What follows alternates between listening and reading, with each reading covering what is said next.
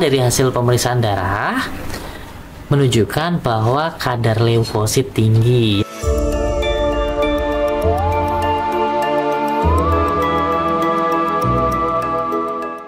Tuh, secara fisik nggak kelihatan kalau dia sakit, aktivitas menurun saja dan kondisinya tidak selincah biasanya.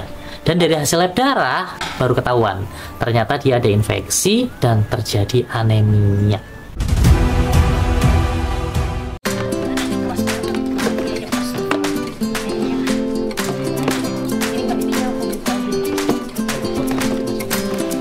Kaki aku.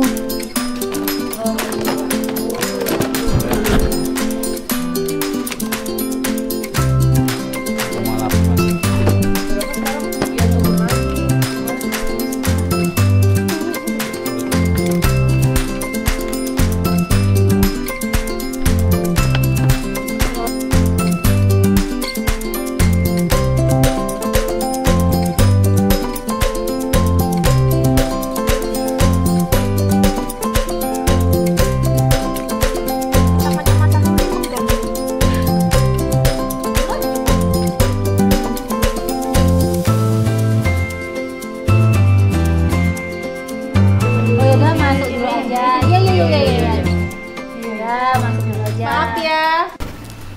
Halo sahabat Radian, berbicara tentang kelinci.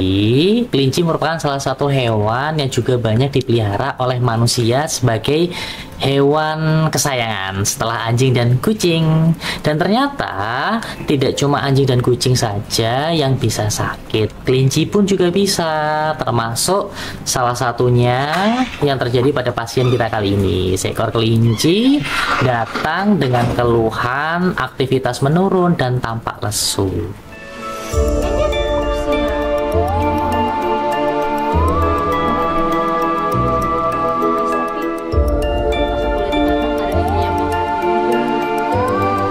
Kalau misalnya pas pagi aku kasih vitamin yang dari dokter juga itu kan dia masih kayak berontak gitu, sampai aku sering cakar-cakaran sama dia. Tapi makannya nggak mau. Iya, kemarin juga 397-an ya Mbak ya? Iya, 39-an. Ayo kita ambil Mbak.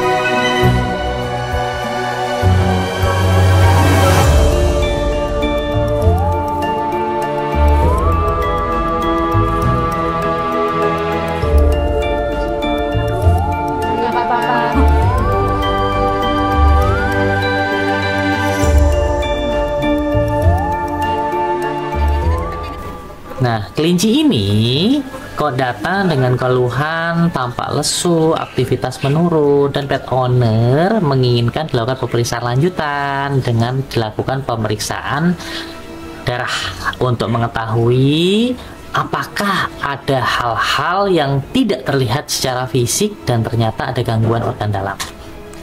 Dan ternyata dari hasil pemeriksaan darah menunjukkan bahwa kadar leukosit tinggi yang menandakan bahwa kelinci tersebut sedang sakit, sedang ada infeksi teman-teman. Selain itu juga kadar sel darah merahnya juga turun, terjadinya anemia.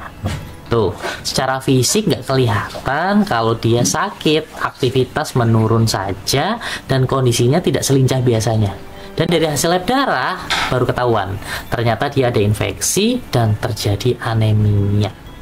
Jadi di sini sangat penting ya teman-teman ya, ketika kita tidak tahu hewan kita sakit apa, pemeriksaan darah cukup membantu untuk mengetahui kondisi real yang terjadi pada hewannya, termasuk pada kelinci ini. Dan ada satu yang menarik teman-teman, kalau di anjing, di kucing kita sering melihat proses pengambilan darah biasanya dilakukan pada kaki bagian depan. Tapi kalau pada kelinci enggak teman-teman, jadi nggak melalui kaki karena struktur anatomi kakinya berbeda dengan anjing kucing. Pengambilan darah melalui kaki akan sulit dilakukan, dan solusinya kalau pada kelinci sampel darah diambil melalui daun telinga.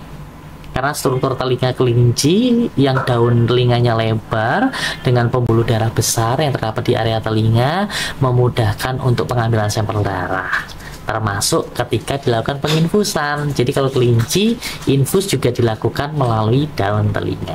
Menarik kan? Makanya jangan sampai ketinggalan informasi menarik lainnya. Selalu tonton Radian Channel. Dadah.